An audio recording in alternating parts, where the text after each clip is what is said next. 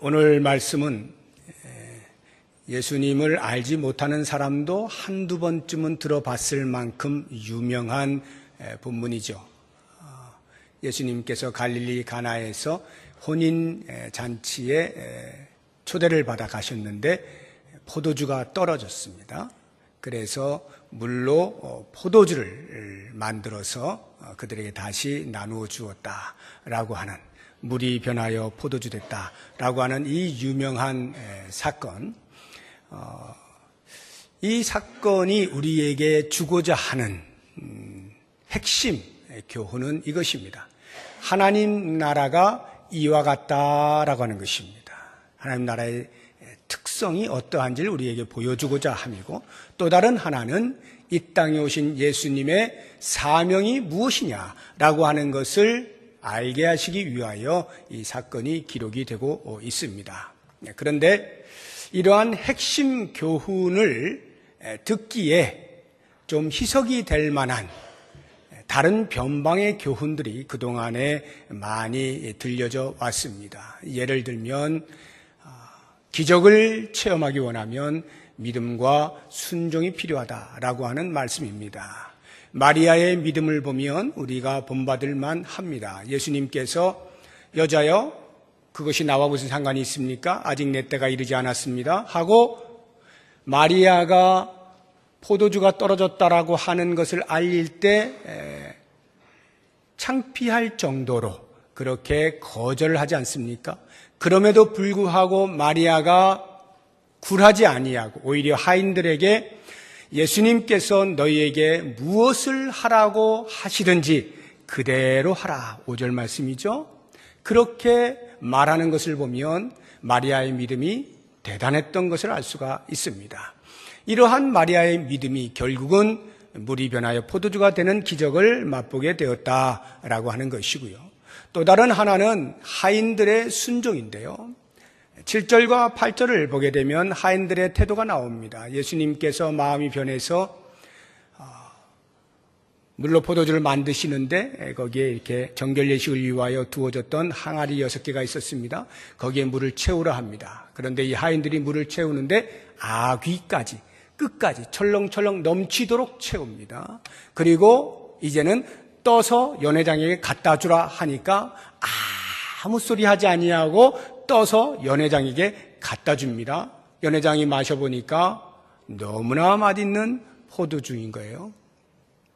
이 하인들, 아무리 주인이 시키는 대로 하는 하인들이라 할지라도 예수님은 주인도 아닌데다가 거기에 손님으로 초대받아 온 사람인데 터무니없는 것을 시킴에도 불구하고 그것을 그대로 순종했다라고 하는 것은 보통 사람들로서는 할 수 없는 것입니다.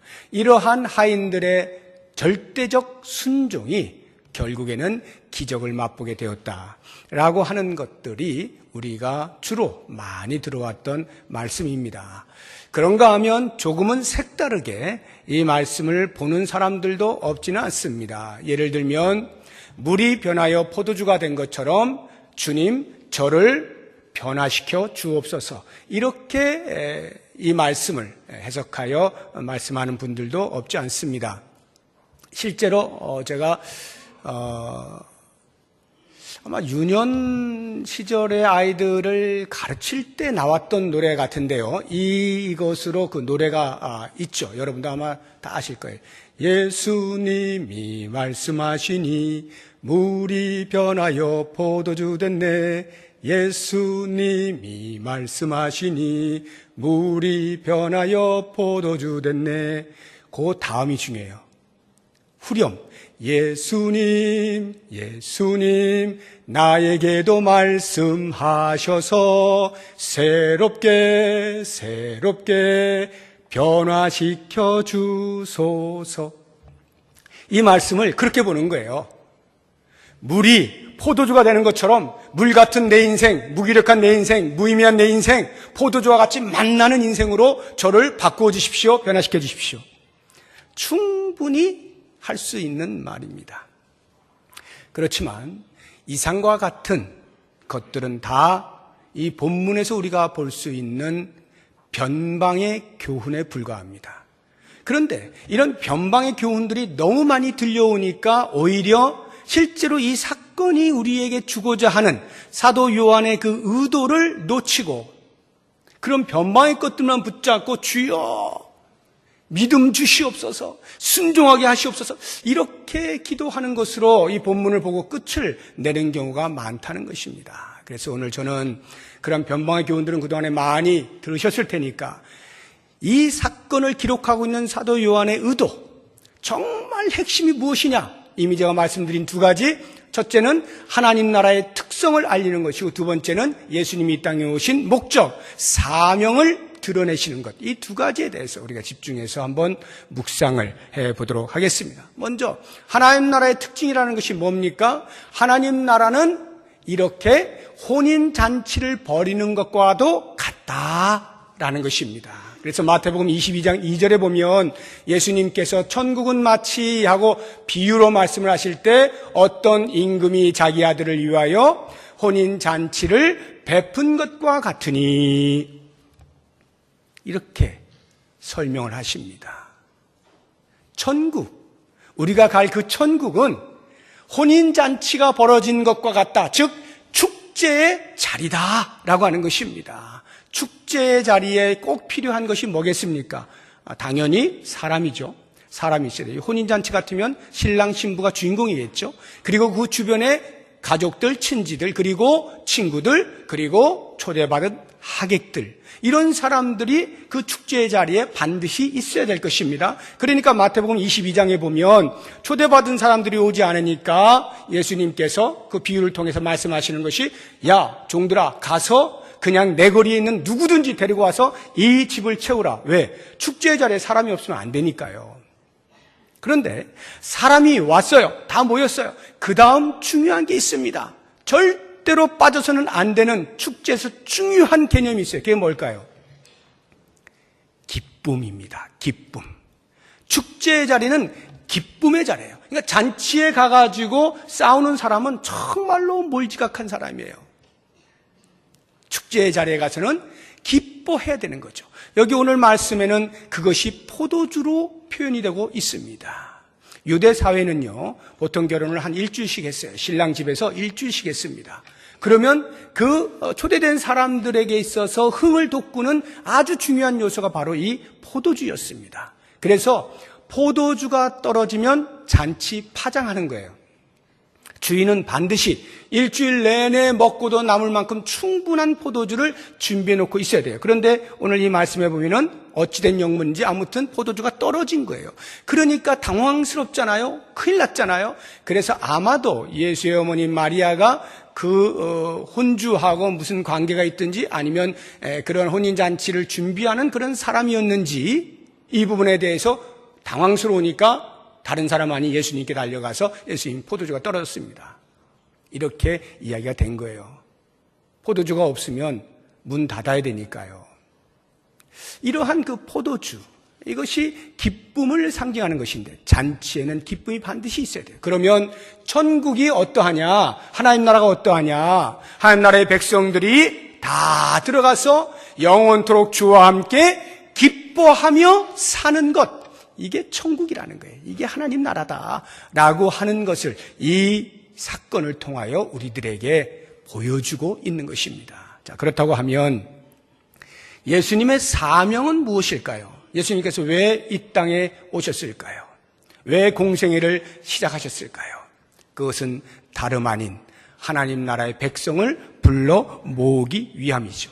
하나님과 죄로 인하여 단절되었던 사람들을 다시금 불러 모아 그들로 하여금 하나님 나라의 백성이 되어서 그 나라의 특성인 잔치의 기쁨을 누리게 하시기 위하여 이 땅에 오셨다라고 하는 것입니다.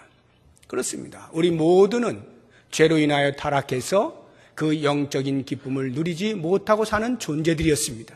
그런데 예수님께서 우리를 십자가에서 대속하여 주심으로 구원하셔서 그 기쁨의 자리에 참석할 수 있는 자격을 부여하셨습니다. 하나님께서 구약시대에 이스라엘 백성들을 선민이라 부르시고 하나님과 관계를 회복하는 임시적 방편을 마련하시죠. 그들에게 율법을 주십니다. 그리고는 율법을 지키는 것을 통하여서 하나님과 관계하고 있음에 대한 인식을 갖게 만듭니다. 그러나 그 자체로 완벽할 수가 없죠. 이스라엘 백성들이 율법을 지켜낼 수가 없습니다. 율법을 지키는 것으로서는 참된 기쁨을 맛볼 수가 없어요. 그것을 우리에게 이 사건이 보여주고 있잖아요. 예수님께서 지금 물을 포도주로 바꾸실 때 그 물이 어디에 담겨 있는 물입니까? 정결 예식을 행하는 일에 쓰이기 위하여 물을 담아놓은 항아리입니다. 여기 정결 예식이라고 하는 것은 유대인들은 밖에 나가기만 하면 그곳은 세상이라 여기고 먼지 하나 묻은 것조차를 부정하게 여깁니다. 그래서 집에 들어올 때는 반드시 그 부정한 것을 털어버려야 돼요. 단순히 청결 목적으로만 손을 씻는 것이 아니고요. 부정한 것을 떨어버리는 겁니다. 그런 의미에서 항상 물이 준비가 되어 있었고 그 물을 닦아냄으로써 나는 하나님의 백성으로서 다시 청결하다. 이걸 확인하는 거였거든요. 그러한 정결 예식을 위하여 준비되어진 돌 항아리 6개에다가 물을 채웠습니다.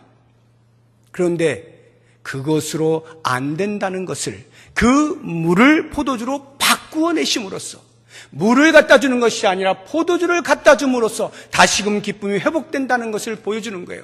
율법이 이루어낼 수 없는 것을 포도주가 예수 그리스도의 십자가에서의 피 흘리심과 3일 만에 다시 부활하시는 복음, 그 복음으로 말미암아서만 가능하다라고 하는 것을 보여주고 있는 그림이 바로 이 사건이라 하는 것입니다.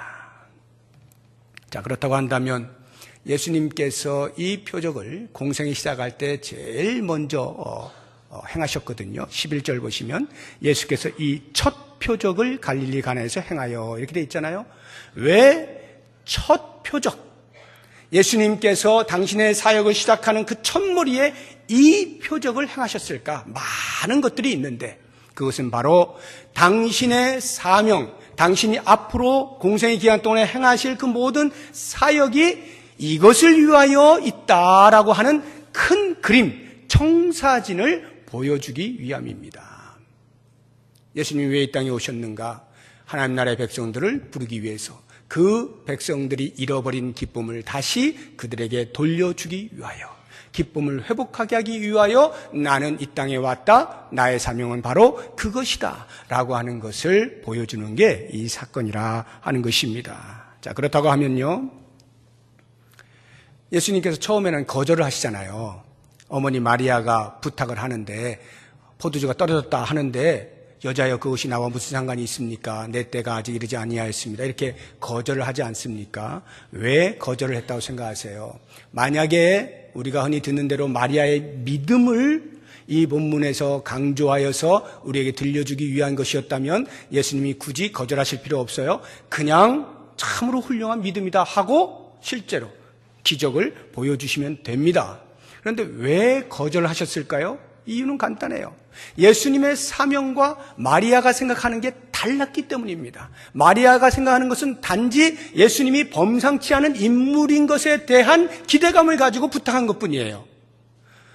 태어날 때부터 천사를 통하여 수태고지를 들었던 것이나 아니면 목자를 통하여 이야기했던 천사들의 음성을 들었던 것이나 아니면 12살 되었을 때에 예루살렘에서 있었던 일들을 기억하는 것이나 마리아의 생각에는 이 예수는 비록 내 아들이지만 범상치 않다는 것을 분명히 알고 있어요. 그러니까 이러한 어려운 상황도 분명히 내 아들 예수라면 해결할 수 있을 거야 라고 하는 기대감을 가지고 부탁을 한 것뿐입니다. 예수님이 메시아로서 인류의 구원을 위하여 지금 공적인 행보를 시작하셨다라고 인식을 못하고 있는 거예요. 그러한 마리아의 목적에 맞습니다. 제가 그렇게 하겠습니다. 할 수가 없잖아요. 당신의 사명은 그게 아니란 말이에요. 그게 아니라는 것을 거절을 통하여 드러내고 있는 거예요. 나는 기적을 베풀기 위하여 온 사람이 아닙니다. 나는 사람들이 무엇인가 필요로 할 때 그것 채워주려고 이 땅에 온 사람이 아닙니다. 나의 사명은 모든 죄로부터 사람들을 자유하게 하는 구속의 십자가를 지기 위하여 이 땅에 온 것입니다. 라고 하는 것을 거절을 통하여 드러내고 있는 거예요. 그래서 내 때가 아직 이르지 않았다라고 할 때 그 때라는 것이 곧 십자가를 지는 때를 말하는 거예요. 십자가를 지면서 구속의 대속의 사건을 온 인류를 위하여서 행하시는 그 때가 아직 이르지 않았다라고 당신의 사명을 거절을 통해서 드러내고 계시는 거죠. 그러면 왜 예수님께서 다시 번복을 하시고 이렇게 기적을 행하셨을까? 왜 다시 시행하셨을까에 대한 생각은 어떠하십니까? 갑자기 예수님이 마음이 바뀌셨나요? 엄마한테 내가 너무 심하게 말했나? 그러면 안 되는 거였는데 이러고는 까짓 건 내가 못할 것도 아닌데 비록 내 사명하고는 맞지는 않지만 그래도 할 수 있지 하고 그렇게 하신 것일까요? 그렇지 않습니다. 예수님께서는요, 우연히 갈릴리 가나에 계시다가 우연히 혼주에게 초대를 받아서 우연히 거기 들어갔는데 우연히 포도주가 떨어졌고 우연히 엄마가 자기한테 이야기해가지고 그래 만들어주지 이렇게 해서 일어난 사건이 아니라 예수님은 처음부터 처음 표적을 이것으로 행하시기 위하여 갈릴리 가나에 계신 것이고 혼주의 초대를 응한 것이고 거기에서 이 사건을 해결을 하시는 거예요. 처음부터 계획을 가지시고 왜요? 이 사건이 당신의 사명을 드러낸다 했잖아요. 하나님 나라가 어떠할 것임을 이 표적을 통하여 알리는 첫 행사. 당신의 그 공적인 행보의 처음을 바로 이것을 통하여서 나는 이것을 위하여 왔다. 앞으로 나는 이 일을 위하여만 달려갈 것이다. 라고 하는 것을 드러내는 예표로서 가장 적당했기 때문에 일부러 이 자리를 택하여 이 기적을 보여주셨다라고 하는 것이죠. 자, 그렇다고 한다면 여러분, 이제 우리가 한번 생각을 해보죠. 예수님께서 보여주시고 있는 이 그림, 하나님 나라의 백성을 십자가의 은혜로 부르셔서 그들의 마음에 잃어버렸던 기쁨을 다시 회복시켜 주시는 것. 이것이 우리 모든 사람들이 다 경험한 거 아닙니까? 예수를 믿고 우리의 마음에 그 무엇과도 비교할 수 없는, 설명할 수도 없는, 바꾸고 싶지도 않은 기가 막힌 그러한 희열, 기쁨을 누리지 않았어요? 그런 경험들이 다 있지 않습니까? 만약에 저는 한평생 그런 기쁨을 맛본 적이 없는데요 하는 분은 아직 시작도 안 한 거예요. 예수 믿는 시작도 아직 안 한 것입니다.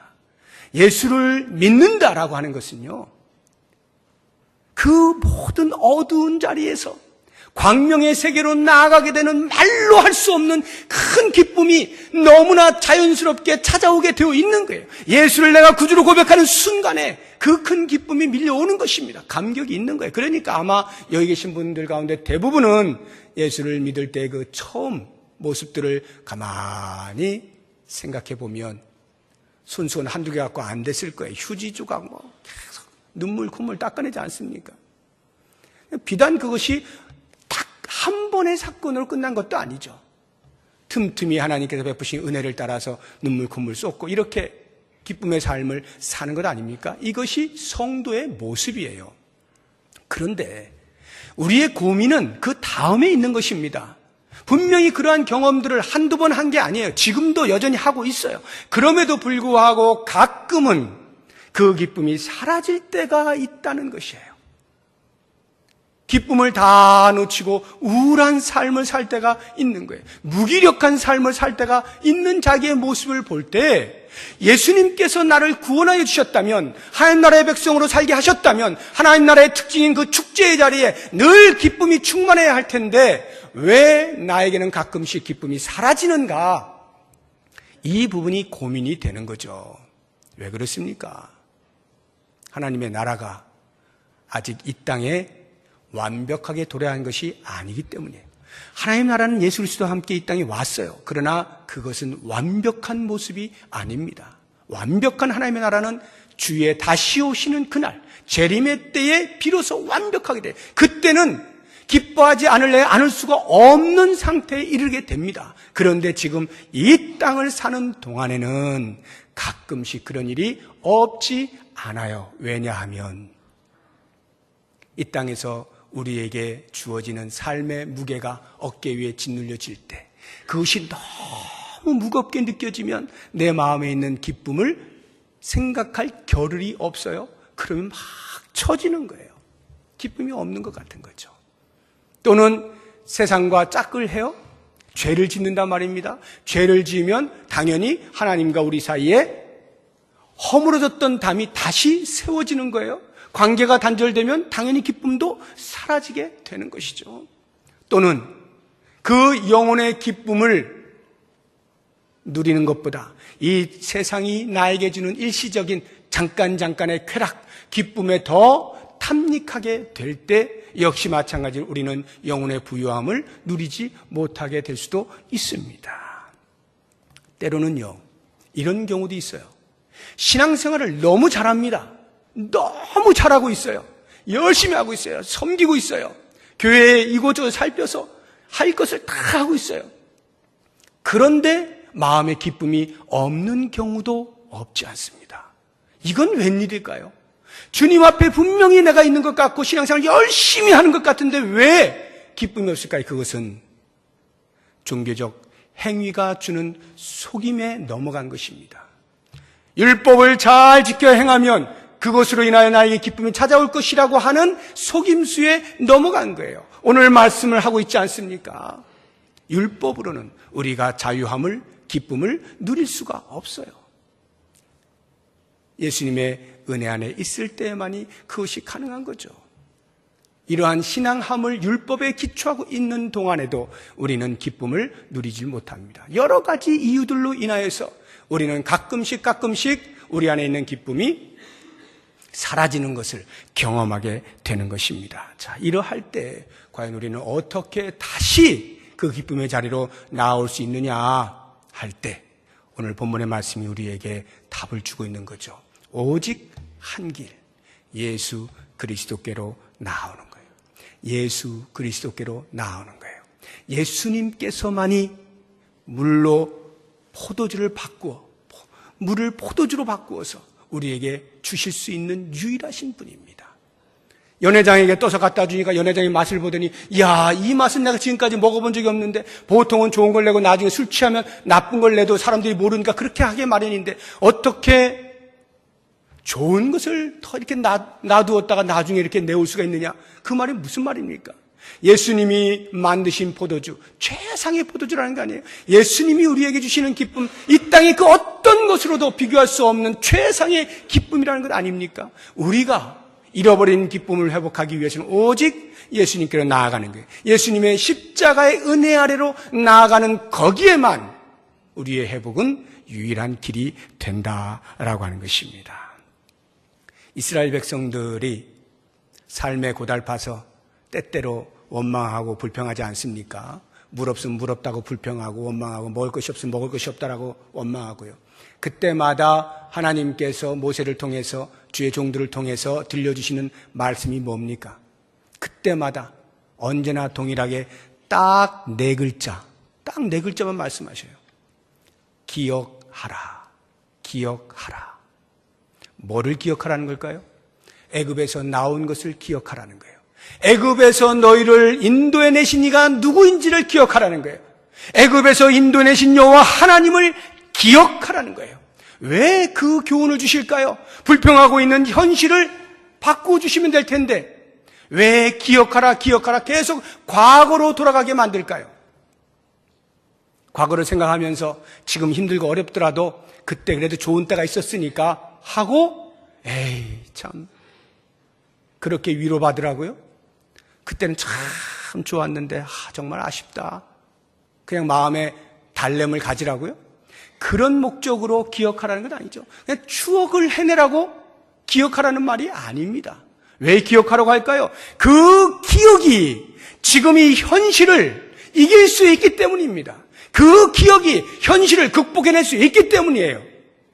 그 기억이 현실에서의 기쁨을 다시 찾아올 수 있기 때문에 기억을 하라는 거죠. 무슨 말일까요?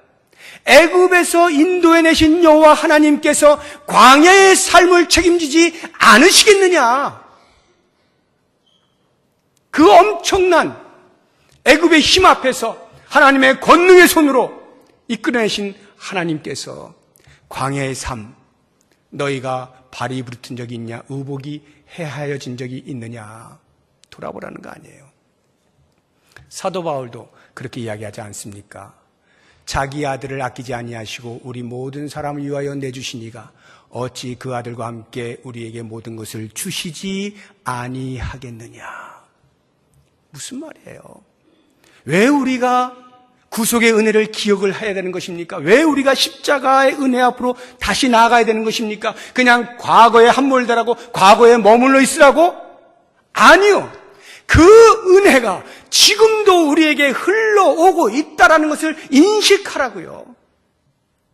나를 구원하신 그 하나님의 사랑이 지금 나를 외면하고 있지 않다는 말입니다. 그 사랑은 이미 차고 넘쳐서 지금도 세미하게 우리 가운데 다가오고 계시다는 거예요.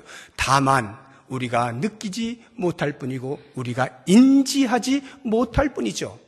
우리의 느끼지 못함과 인지하지 못함이 하나님의 베푸시는 은혜가 우리에게 없다는 말은 아닙니다. 우리가 못 느끼는 것이고 우리가 인지하지 못하는 것뿐이에요. 왜요? 십자가 앞으로 나아가지 않으니까. 자꾸 삶을 쳐다보고 있으니까.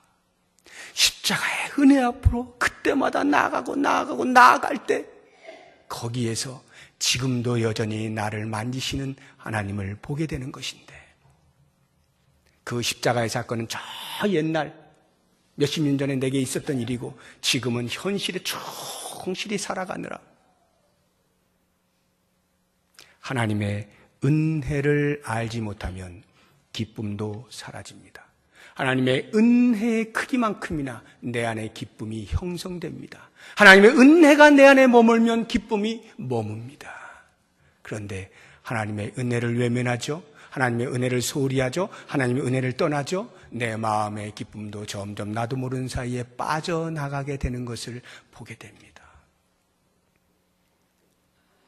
우리가 하나님 나라의 백성으로서 하나님께서 베풀어 놓으신 그 놀라운 잔치의 기쁨을 누리며 사는 것이 마땅한데, 때로 우리가 그것을 놓치게 될 때에는 다름 아닌 십자가의 은혜 앞으로 나아오는 것입니다.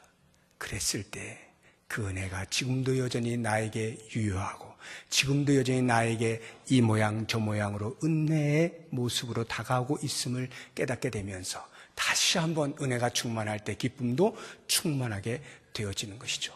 그래서 여러분 가운데 여하한 이유로 인하여서 하나님의 은혜에서 멀리 떠난 사람이 있다면, 나도 모르는 사이에 내 마음이 돌같이 딱딱해져서 하나님의 은혜가 무엇인지도 모른 채 살아가고 있다면 다시 십자가 앞으로 나오십시오. 그러면 그 십자가의 은혜가 내가 누구인지를 알게 해줄 것입니다. 나는 보배롭고 존귀한 존재인 것을 확인시켜 줄 것입니다. 그 순간 우리의 마음에는 우리도 모르는 사이에 다시 한번 주께서 베푸시는 은혜로 말미암는 기쁨으로 충만하게 될 거예요. 이러한 복된 삶이 우리 모두에게 있기를 주의 이름으로 축복합니다. 이 시간에 우리 찬송을 같이 한 장 부를 텐데요. 십자가 그 사랑 멀리 떠나서라고 하는 찬송입니다. 이 찬송 가사를 여러분들이 깊이 묵상을 하시면서 같이 불렀으면 좋겠는데, 먼저 우리 전미라 집사님이 먼저 솔로로 이렇게 독창을 하시고 그 후에 같이 불러보도록 하겠습니다. 부르실 때 가사를 깊이 묵상해 보시기 바랍니다.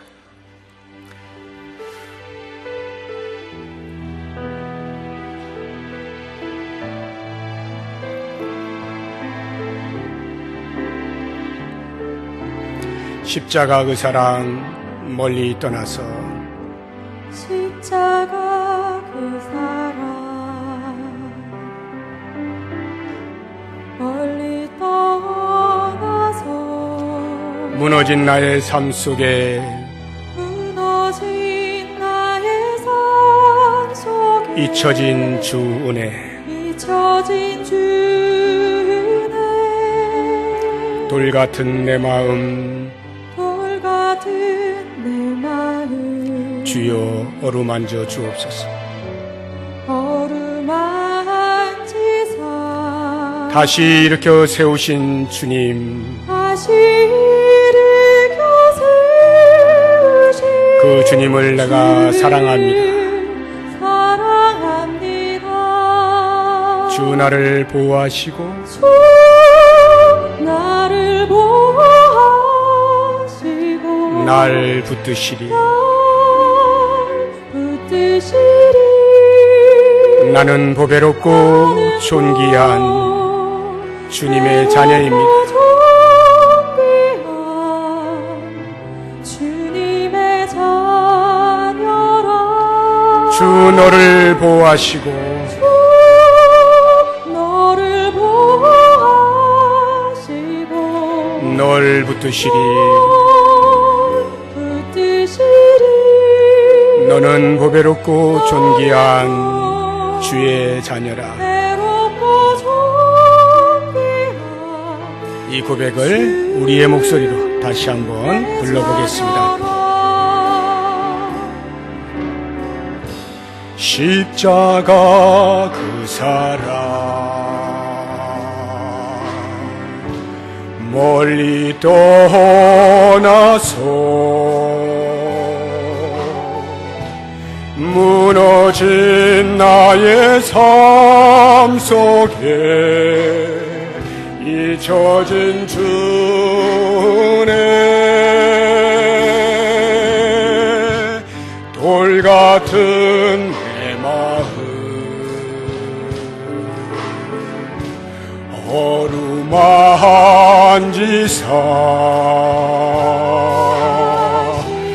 다시 일으켜 세우신 주를 사랑합니다.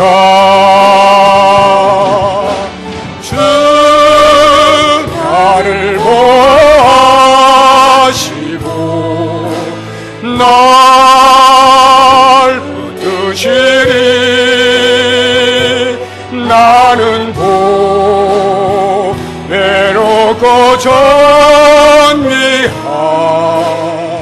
주님의 자녀라. 주 너를 보호하시고 주 너를 보호하시고 널 붙드시리. 너는 보배롭고 존귀한 주의 자녀라. 아멘. 이 시간 우리 조용히 묵상으로 기도했으면 좋겠습니다. 혹시나 나도 모르는 사이에 그 은혜에서 멀리 떠남으로 내 안의 모든 기쁨을 다 소진하고 빼앗긴 채 힘들고 어렵고 무기력한 삶으로 살고 있지는 않습니까? 주여, 십자가 앞으로 나옵니다. 그 은혜 다시 베풀어 주옵소서. 그 사랑 다시 보여 주옵소서. 오직 십자가의 은혜에서만 기쁨을 누릴 수 있는 것을 알게 하셔서 그 은혜 안에 날마다 거하게 하여 주옵소서. 이와 같은 심정으로 다 같이 묵상으로 기도하겠습니다. 하나님, 불쌍히 여기시옵소서. 우리의 영혼이 가랍니다. 세상이 주는 무게가 너무도 큽니다. 아버지, 내 안에 있던 모든 기쁨 다 사라지고 눈물과 근심으로 너를 살았던 내 영혼 주여 불쌍히 여겨주시옵소서. 십자가의 은혜 앞으로 나옵니다. 우리의 영혼을 낳아주시옵소서. 모든 죄악을 끊어버리고 배설물같이 여기고 오직 주님이 베푸시는 은혜만이 나에게 참된 기쁨을 주시는 것을 깨닫고 그 십자가의 은혜 앞에 나옵니다. 오 주여, 굳이 메마른 내 심정에 돌같이 딱딱한 내 마음 주여 어루만져줘. 주의 그 놀라우신 사랑과 그 크기로 다시 한번 회복시켜주시고 용기를 얻게 하시고 소망 중에 일어설 수 있게 하여 주시옵소서. 주님이 주시는 그 은혜로 말미암아 힘을 내어서 수련의 향해 지고 올라가던 비상한 삶 살아갈 수 있는 복을 허락하여 주시옵소서. 아멘.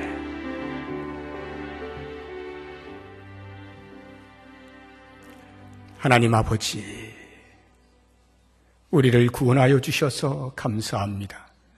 우리가 미련하여서 그 구원의 크기가 어떠한지 너무나 자주 잊어버립니다. 주여, 우리로 기억하게 하여 주옵소서.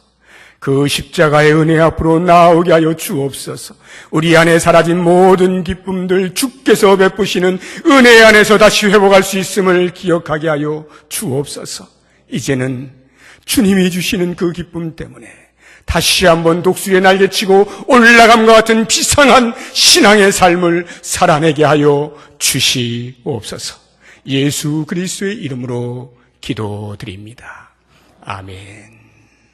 우리 다 같이 자리에서 일어나셔서 좌우 앞뒤 보시고 서로 인사하겠습니다.